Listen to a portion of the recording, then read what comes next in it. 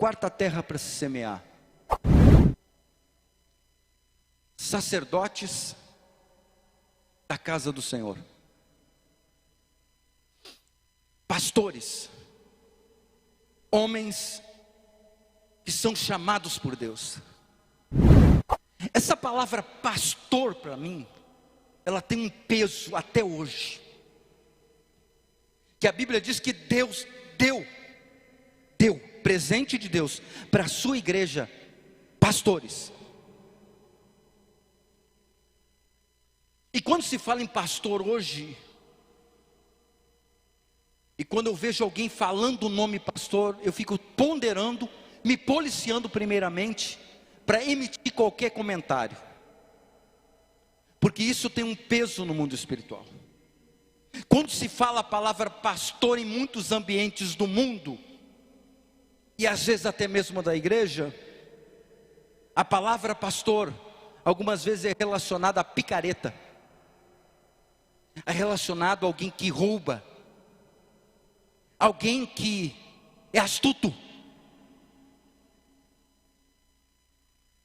E o diabo tem plantado isso, para que a igreja não reconheça a riqueza que ela tem diante dela. O maior patrimônio de uma igreja não é essa estrutura, não é o som, não é o terreno, não é uma emissora de televisão. O maior patrimônio de uma igreja é o seu pastor. É o maior patrimônio. Aleluia. A maior riqueza. E é um peso. Irmãos, eu tenho conhecido algumas pessoas que fazem comentários nocivos. E às vezes existe uma questão que eu tenho tido entendimento. Tem algumas denominações que são diferentes da nossa. Tem alguns pastores que são diferentes, o culto deles é diferente. A tribo deles é diferente. A tribo deles é diferente. Tem pastores que pregam na televisão de madrugada, que tem um sotaque semelhante ao seu líder. Mas eu já vi muitas pessoas, que um dia estava com a arma na cabeça, para tirar a vida. E uma palavra daqueles pastores, foi poderosa para libertar. Um dia, eu estava conversando com um rapaz, e ele disse assim, tu é crente? Eu disse, eu sou. Ele disse, eu também sou. Que bênção. Eu perguntei, qual é a tua denominação? Ele disse, eu sou da pior igreja que tem. Eu disse, qual a pior igreja que tem? Qual é que mais falam mal? Aí eu falei. Ele disse, é dessa mesma. Só que tem uma coisa. Esse ano, eu queria dar mais. Mas esse ano, uma semana de propósito que teve lá, eu peguei 2 cegonhas de carro e coloquei no altar. Porque eu sei que ali existem homens de Deus, e esses homens de Deus me tiraram do lixo. Eu sou muito abençoado. Misericórdia, glória a Deus. Pastores, quando a palavra vai falar sobre dupla honra, as 2 vezes que ela vai falar sobre dupla honra, lá em Isaías 60 e depois em Timóteo, vai falar justamente de sacerdotes. Os sacerdotes vão ter dupla honra. Aos presbíteros que presidem sobre vós, sejam honras dobradas, duplicadas. E aí, irmãos, se eu honro pai e mãe, se eu semeio na vida de pai e mãe, tu imagina na vida do meu líder, na vida do meu pastor, na vida da autoridade que está sobre a minha vida. O que deve ser? Não que eles precisem, não é isso, não. E não que eu esteja aqui para bajular, não, muito mais do que isso. Honra é muito difícil, o inimigo tenta colocar isso que é bajulação, que é manipulação. Não, honra tem algo poderoso nesse sentido. honra. Eu lembro de algumas vezes que eu já honrei alguns pastores. Semana passada até foi interessante. O mês passado foi interessante, estava de aniversário. E aí eu olhei um sapato, eu disse: rapaz, como eu queria esse sapato aqui. Esse sapato está crente, está bonito, está com honra. Mas eu fiquei na minha quieto. E aí, eu lembro de uma vez que eu falei com o meu pastor, disse assim: pastor, posso te dar um presente? Na verdade, eu fui lá e comprei um presente para ele. Comprei e dei um sapato para ele. Eu não tinha para mim. Só que aí esses dias eu estava pensando, no dia do meu aniversário, chegou um irmão e disse assim: pastor, eu comprei esse sapato aqui. Eu olhei assim: quem é que contou para esse irmão que eu queria esse sapato? Eu tenho um amigo meu, que disse que era jovem na igreja.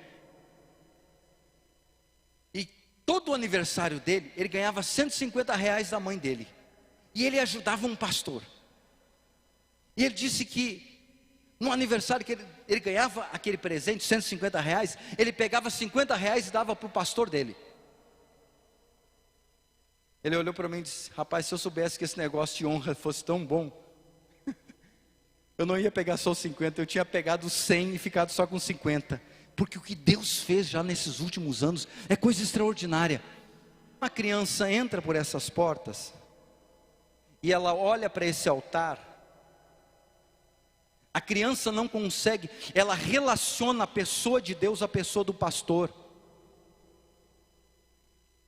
Só que quando o pai e a mãe vão para casa, e o assunto da mesa, além de ser o café, é a vida do pastor, da esposa do pastor, do filho do pastor, essa criança começa num processo de deformação.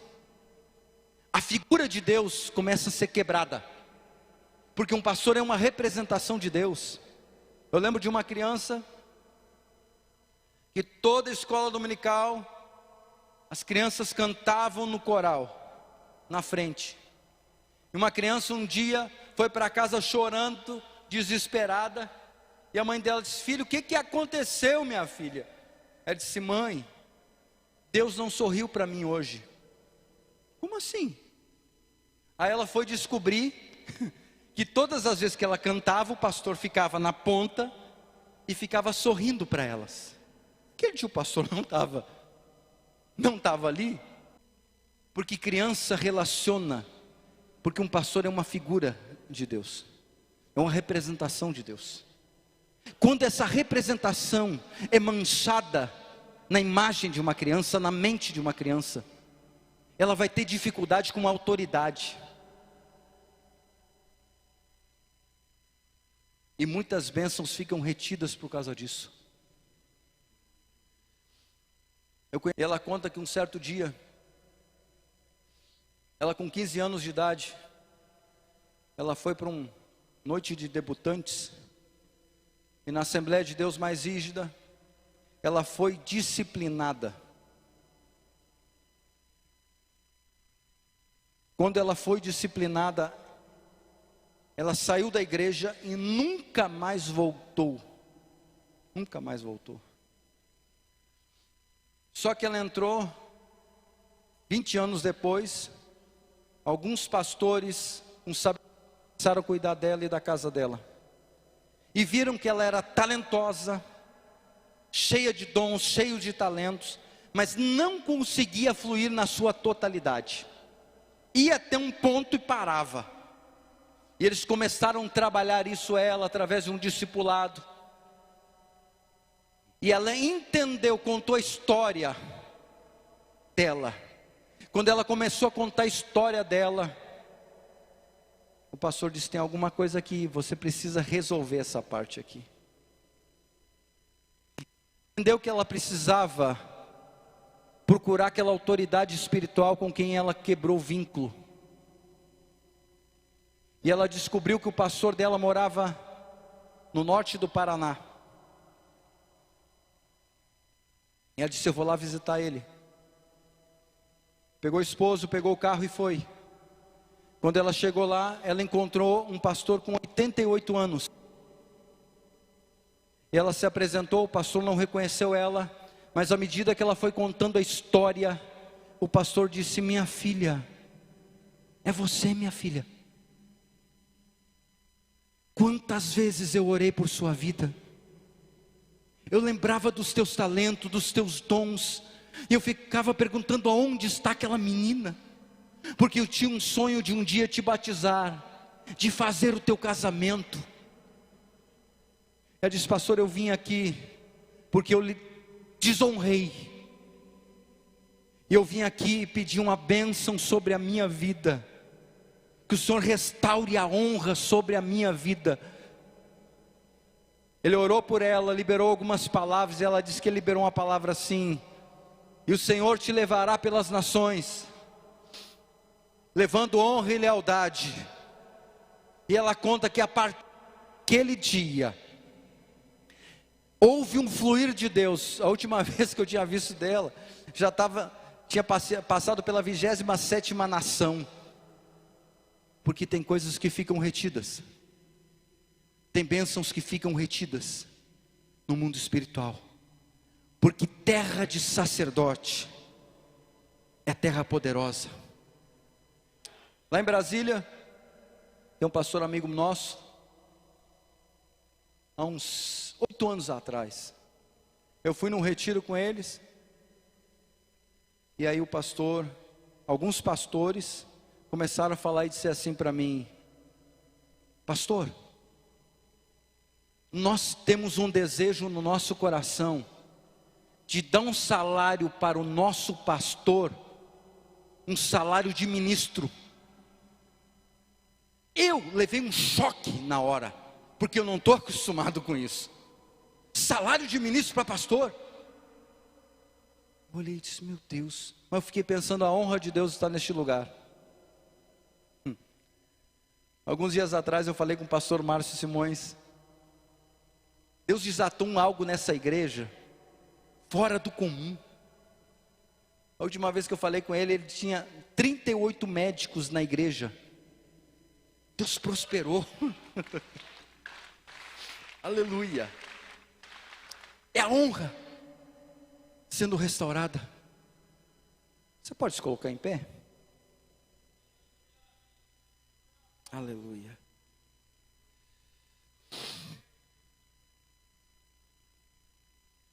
Aleluia. Aleluia. Aleluia. Aleluia. Aleluia.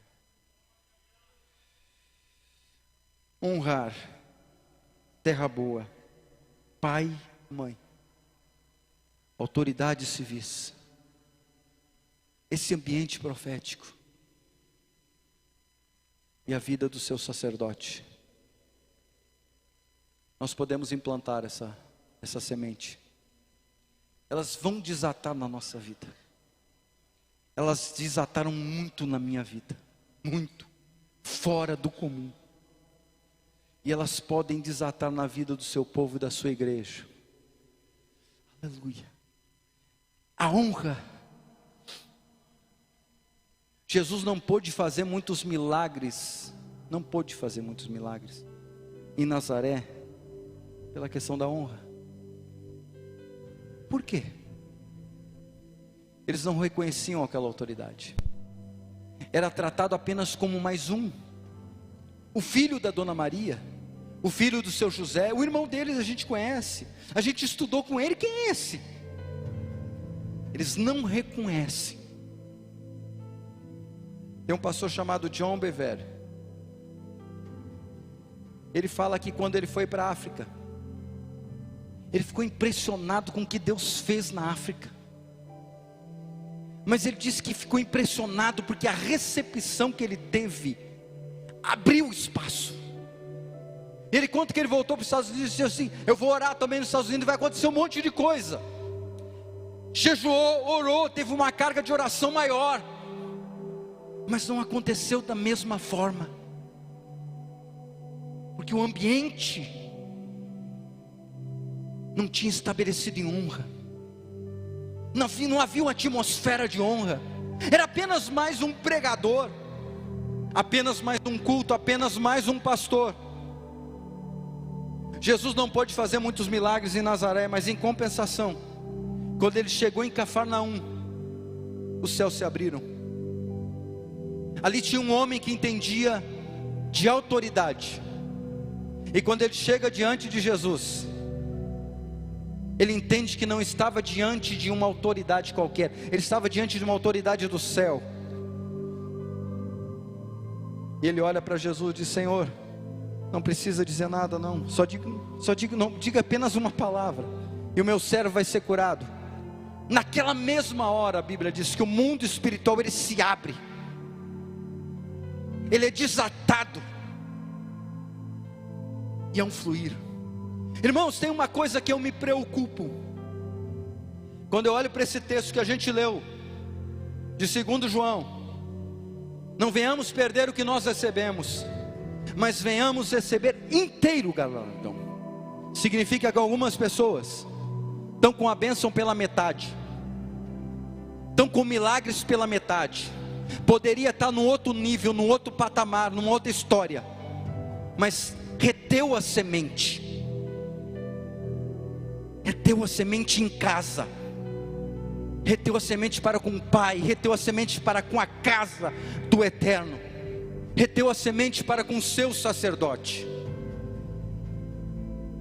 E essa é uma noite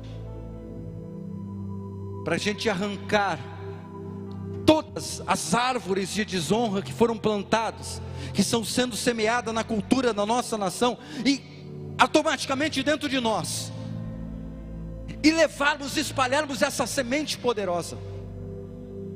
Aonde você vai chegar, você vai plantar honra. Aonde você vai chegar, vai ter beleza. A sua casa vai ser bonita, o seu rosto, o seu semblante, o seu aspecto, o seu pai, a sua mãe. Aleluia, aleluia. Quantos querem essa semente? Vamos espalhar essa semente. Quantos que precisam arrancar alguma semente de desonra? Quantos que precisam tirar alguma coisa? Fale no seu coração, não precisa levantar a mão. Eu queria selar essa palavra com uma palavra de oração. Abençoar aqueles que estão lá na internet. Ministrar uma palavra de oração àqueles que estão lá dentro de casa, e que precisa, quem sabe, restaurar com o pai, com a mãe. Precisa voltar ao princípio, precisa voltar ao começo. Quem sabe você precisa ir no seu pastor. Nós somos uma geração que não fecha ciclo. Isso me assusta. A pessoa vai de uma igreja para outra, vai para outra, vai para outra, e não para, e não fecha ciclo, e não tem endereço espiritual, não tem raiz espiritual. Mas essa é uma noite para a gente ajustar isto. O Pai das misericórdias está aqui.